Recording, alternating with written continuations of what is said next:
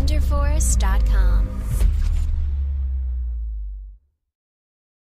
Hi viewers, இதுவரைக்கும் யூடியூப்ல ஆல்பெட்ஸ் available எங்களோட யூடியூப் சேனல் சப்ஸ்கிரைப் பண்ண அனைத்து நண்பர்களுக்கு நன்றி. மேலும் சப்ஸ்கிரைப் பண்ணாதவங்க யூடியூப்ல ஆல்பெட்ஸ் அவைலபிள் எங்களோட சேனலை சப்ஸ்கிரைப் பண்ணுங்க. மறக்காம பெல் சிம்பலை கிளிக் பண்ணுங்க. ஒவ்வொரு வீடியோஸ்லயும் நம்ம ஆடுகளை பத்தி புது தகவல்களை தெரிஞ்சுக்கிட்டு இருக்கோம். இந்த வீடியோஸ்ல எதை பத்தி தெரிஞ்சுக்க போறோம் அப்படின்னா, நிறைய வியூவர்ஸ் கமெண்ட் பண்ணியிருந்தது. அது என்னன்னா, ஆடுக்கு என்ன உணவு கொடுக்கலாம், என்ன உணவு கொடுத்தா அதிகமா growth ஆகும் அப்படிங்கறத பத்தி வியூவர்ஸ் அதிகமா கேட்டிருக்காங்க. அதை பத்தி நம்ம இந்த வீடியோஸ்ல பார்ப்போம். வாங்க. ஆடுகளை பொறுத்தளவு நம்ம ஆடுகளுக்கு 3 வகையான தீவனம் டெய்லி கண்டிப்பா கொடுத்தே ஆகணும். ஒன்னு பசுந்தீவனம், ஒன்னு உலர்த்தீவனம், ஒன்னு அடர்த்தீவனம். பசுந்தீவனங்கிறது என்னன்னா, நம்ம புல்லு, கீரை, இந்த பச்சை இது எல்லாமே பசுந்தீவனம்னு சொல்லுவாங்க. உலர்த்தீவனம் அப்படிங்கிறது இந்த தவிடு, புண்ணாக்கு இது உலர்த்தீவனம்னு சொல்லுவாங்க. அடர்த்தீவனங்கிறது இந்த துவரந்தூசி மேற்கொண்டு இந்த சோளங்கள் இது எல்லாமே அடர்த்தீவனம்னு சொல்லுவாங்க. இந்த 3 தீவனங்களையும் டெய்லி ஆடுகளுக்கு கரெக்டா மெயின்டைன் பண்ணணும். பண்ணையை பொறுத்த மட்டும் என்ன அப்படின்னா, காலையில ஆடுகளுக்கு புல்லு, கீரை நம்ம கொடுத்துட்டு இருக்கிறோம். மதியானம் கரெக்டா 12 to 1 இந்த டயத்துல தவிடு புண்ணாக்கு கலந்த தண்ணி கொடுக்குறோம். எதனால தவிடு புண்ணாக்கு கலந்த தண்ணி கொடுக்குறோம் அப்படின்னா, இதுல கொழுப்பு சத்து அதிகமா இருக்கு. எவ்வளவுக்கு எவ்வளவு ஆடுகளுக்கு கொழுப்பு சத்து அதிகமாகுதோ அவ்வளவுக்கு அவ்வளவு ஆடு பளபளப்பாகவும் சீக்கிரமாகவும் growth ஆகும். ஆடுகளுக்கு ரொம்ப முக்கியமான தேவையே கொழுப்பு சத்து தான். கொழுப்பு சத்து எந்தெந்த இதுல எல்லாம் கிடைக்குதோ அதெல்லாம் நம்ம ஆடுகளுக்கு அதிகமா கொடுக்கணும். ராத்திரி நேரங்கள்ல துவரந்தூசி இல்லாட்டி உளுந்தந்தூசி இது ரெண்டுல ஏதாச்சும் ஒண்ணு நம்ம கண்டிப்பா கொடுக்குறோம். நம்ம காலையில கொடுக்கக்கூடிய உணவானது வெறும் புல்லு கொடுக்குறோம் அப்படிங்கும்போது அந்த புல்லுகள் எப்படின்னா ஆட்டுக்கு வயிறு நிறைய மட்டும் தான் செய்யும். அதுல இருந்து பெருசா சத்துக்கள் எதுவும் போறது இல்ல. ஆனா அதே நம்ம அகத்திக்கீரை கொடுக்கும்போது ஆடுகளுக்கு போதுமான சத்து காலையில அதுல அகத்திக்கீரையில இருந்து தேவையான கொழுப்பு சத்துக்கள் அதுக்கு கிடைக்கும். அகத்திக்கீரை எவ்வளவுக்கு எவ்வளவு சாப்பிடுதோ அவ்வளவுக்கு ஆட்டுக்குட்டிகளுக்கு கொழுப்பு சத்து அதிகரிக்கும். ஆனா ஒண்ணு என்னன்னா, அகத்திக்கீரை கொடுத்ததுக்கு அப்புறம் ஆடுக்கு நம்ம உடனே தண்ணி கொடுத்துடக்கூடாது.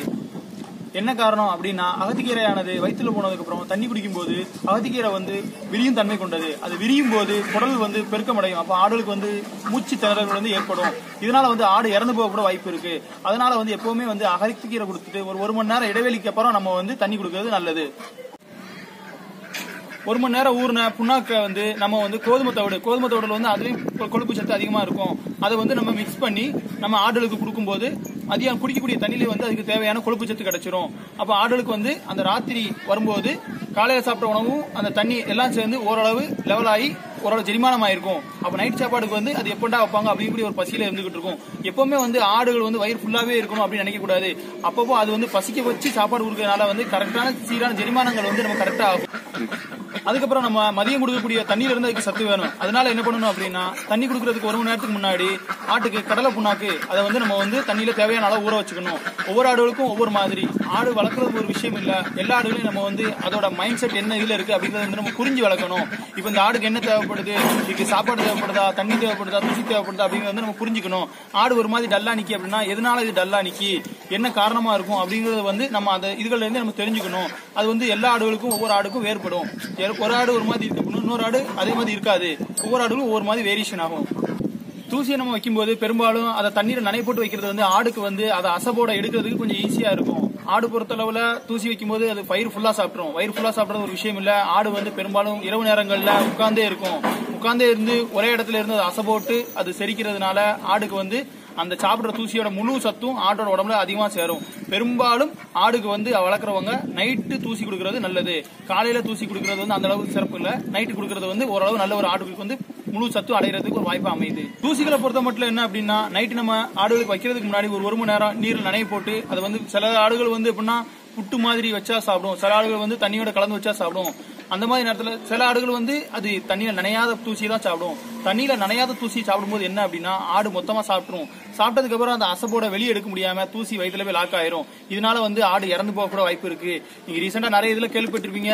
பல வகையில பல சண்டையில அடிச்சு ஆடு ஃபுல்லான ரீசெண்டா செத்து போச்சு, இறந்து போச்சு அப்படின்னு சொல்லுவாங்க. என்ன காரணம் அப்படின்னு கேட்டா, தூசி லாக் ஆயிட்டு. இது மட்டும் தான் காரணமா இருக்குமே தவிர வேற எந்த காரணமாகவும் இருக்காது.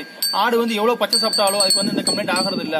ஆனா இந்த அடர்த்தி உணத்தை அதிகமா சாப்பிடும்போது ஆடுக்கு அசப்போட எடுக்க முடியாம ஜெரிமானமும் ஒழுங்காகாம ஆடுகளுக்கு அதை இறந்து போகக்கூடிய ஒரு சூழ்நிலை அதை அடைஞ்சிருது.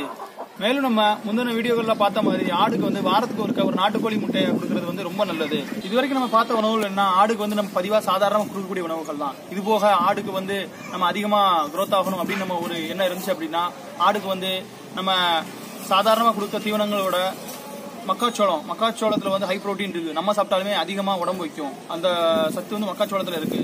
மக்காச்சோளம், இரும்பு சோளம், இந்த மாதிரி சோள வகைகள் நம்ம தண்ணியில பொதும்ப வச்சு அது ஒரு கப்பு அப்படிங்கிற ஒரு அளவுல நம்ம மெயின்டைன் பண்ணோம் அப்படின்னா ஆடுக்கு இன்னும் growth ஆகும். growth ஆகுது ஒரு விஷயம் இல்ல. ஆடை பொறுத்தவரை எவ்வளவு growth ஆகுதோ அவ்வளவு சேட்டைகள் கூட்டிட்டே தான் இருக்கும். கொழுப்பு கூட ஆட்டைக்கு சேட்டை கூட தான் செய்யும். அதனால அதை எப்படி கண்ட்ரோல் பண்ணணுமோ அதெல்லாம் கரெக்டா கண்ட்ரோல் பண்ணி ஒரு ஆடு வளர்க்குறோம் அப்படிங்கும்போது அந்த ஆடை முழுசா புரிஞ்சு நம்ம வளர்க்கணும். அதை முழுசா கண்ட்ரோல் பண்ணி நம்ம வளர்க்கும் போது நமக்கு போதுமான ஒரு ரிசல்ட் இருக்கும் ஆடுல. ஆடுகளுக்கு நம்ம கொடுக்கக்கூடிய உணவுல இருந்து அடர்த்தி உணத்துல இருந்து ஆடுகளுக்கு தேவையான புரோட்டீன் கிடைச்சிரும். ஆனா கால்சியம் வந்து நம்ம ஆடுகள் கெட்டில இருக்கறனால எந்த ஒரு உணவுல இருந்து கால்சியம் கிடைக்கிறது இல்ல. கால்சியம் வந்து எப்படி கிடைக்க வைக்கணும்ங்கறத பத்தி நான் உங்களுக்கு ஒரு வீடியோ அடுத்த வீடியோல கண்டிப்பா போடுறேன். அந்த வீடியோ பாருங்க, கண்டிப்பா உங்களுக்கு ரொம்ப யூஸ்ஃபுல்லா இருக்கும். ஆடுகளை பொறுத்த மட்டும் மேய்ச்சல் முறையில வளர்க்கறதை விட கெட்டில போட்டு வளர்க்கும் போது நமக்கு காஸ்ட் அதிகமாகும். அதிகமாகிறது ஒரு விஷயம் இல்ல. நம்ம ஆடு வந்து சீக்கிரம் growth ஆகுது அப்படிங்கிற ஒரு திருப்தி நமக்கு இருக்கும். அந்த திருப்தி தான் நமக்கு வேணும். ஆடை பொறுத்தளவுல எல்லாரும் இப்போ அதை வந்து ஒரு செல்லப்பிராணியை வளர்க்க ஆரம்பிச்சிட்டாங்க. செல்லப்பிராணியை வளர்க்கும் போது அது எவ்வளவு growth ஆகுதோ அவ்வளவு நமக்கு மனசு சந்தோஷமா இருக்கும். இந்த வீடியோஸ் உங்களுக்கு ரொம்ப யூஸ்ஃபுல்லா இருக்கும்னு நினைக்கிறேன். மேலும் எங்களோட வீடியோஸ் உங்களுக்கு தொடர்ந்து கிடைக்கிறதுக்கு யூடியூப்ல ஆல் பெட்ஸ் அவைலபிள் எங்களோட யூடியூப் சேனலை சப்ஸ்கிரைப் பண்ணுங்க.